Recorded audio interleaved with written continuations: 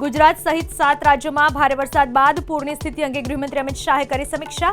પ્રભાવિત રાજ્યો માટે 2117 કરોડની પ્રારંભિક સહાયની આપી મંજૂરી।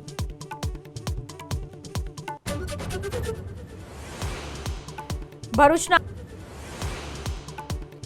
મોરબીમાં વાહન ચાલકોની મનમાનીના કારણે નટરાજ ફાટક ન થયું બંધ।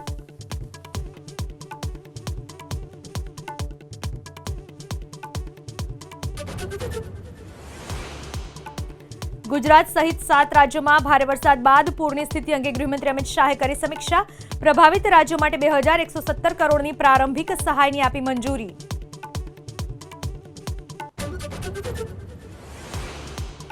ભરૂચના